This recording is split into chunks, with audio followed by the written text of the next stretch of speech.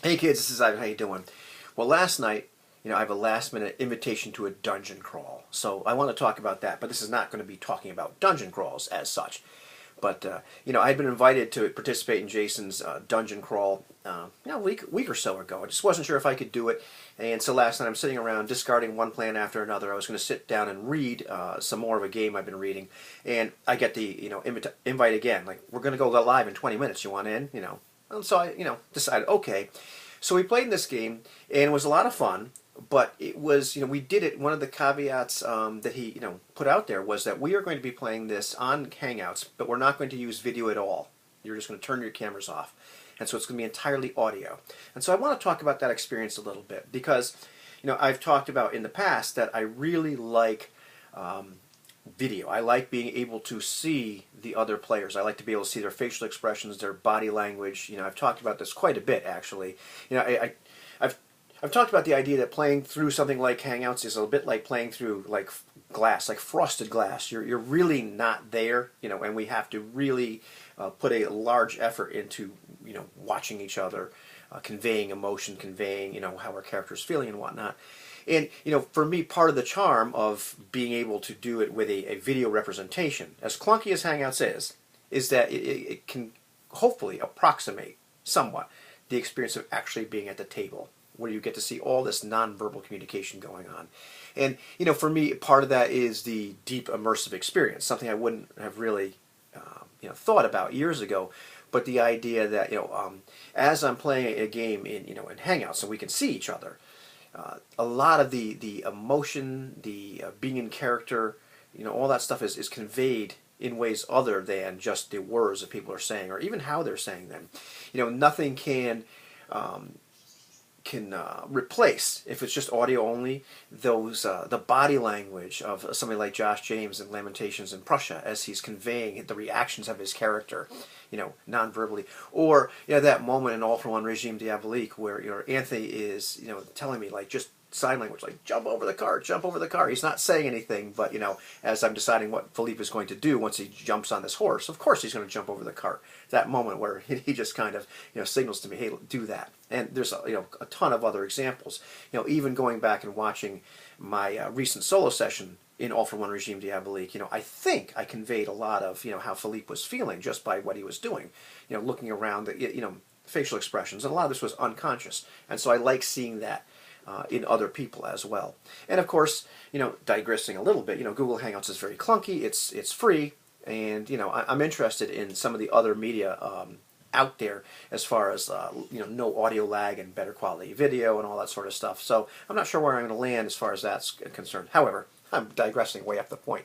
So we played last night audio only, and there were some parts of that were really interesting that I really liked. And so part of it was I think one of the differences for me was it wasn't a deep immersive experience. It wasn't meant to be that sort of game. We weren't getting that solidly into character. Yes, we were creating personalities for these characters, but it wasn't so much about these characters' reactions to the world as it has been in some of the other games I've played.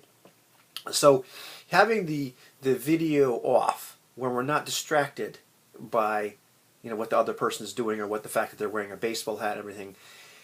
I also wanted to turn the lights off in my room, and the only reason I didn't is because I needed to see my character sheet from time to time for spells, and I probably could have actually just flicked on a little light and looked at that particular point in time, but I was able to just kind of almost close my eyes and imagine what everything was like, imagine what Jason was describing as the game master, and imagine what was going on. Part of the other reason I didn't turn the lights off is I was kind of mapping, but I'm able to use the theater of the mind, if you will, enough that for something like that, something like a dungeon crawl, or where I wasn't so in tune with checking out all the nonverbal things that people were saying via body language and facial expression, it really kind of helped. So I enjoyed the experience. Would I want to do it all the time? No. I really hate the mismatch where most of the people are on video and one person is not. Especially if we're kind of going for, or the field tends to gravitate towards the in-character experience. That drives me crazy, but that's a different subject. One of the other things I found incredibly helpful, which I didn't really think about, was I did not make a little icon for my character, so you just see my face in a recording studio from years ago with the headphones on. as I look particularly rock and roll, I suppose. And everybody else had this icon of what their character looked like for the most part. So they came up with some little fantasy character. It was really convenient because I was able to instantly remember who everybody was playing. You know, sometimes there's other overlays where it says, you know, the name of your character and whatnot in Hangouts. But just that idea that I had this picture of the character, so I knew right away, well, who's the cleric, and there's an elven cleric because they look a little bit like an elf, and it just gave me these representations of what these characters looked like. Who was the knight? Who was the elven thief? You know, who was the not a dwarf but a short guy, you know, fighter, etc. That really, you know, was very helpful, and I was able to write their names down on a piece of paper. But I was able to associate the character with the person faster than I have in other pickup games where I had to write things down and over time in a Hangouts situation finally be able to remember, well, who was who. You know, it's a lot easier at a table where you can just put out little 3x5 cards or something like that and write the name of your character and what they are, and you can kind of look at the person and you see who they are. So that was a neat thing that I did not anticipate in this audio only, where having that icon instantly linked, you know, the voice with the character and removed, you know, any kind of intermediate step where I'm having to remember, you know, okay, you know, well, Dawn is playing this person, you know, Dawn is playing Aurora, and Aurora's an elven cleric. It's just boom, the voice is coming out, and there's that picture. So that really helped.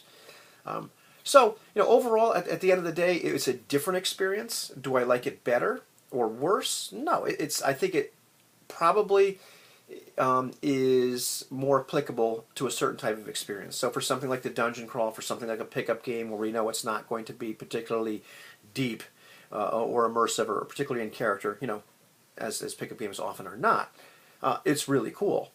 For what I normally like to do, where I like us to get a little bit more in character and convey a lot more of the emotion or the reactions of the characters, you know, I like the video. I like to be able to see what the other people at the table are doing, because so much of that is nonverbal in nature. So it's kind of 6 of one, half dozen of the other. It was an interesting experience. I enjoyed it. I'd like to do it again, but I couldn't say that it's my favorite. But it is different, and different is good because diversity is part of the hobby. What do you think?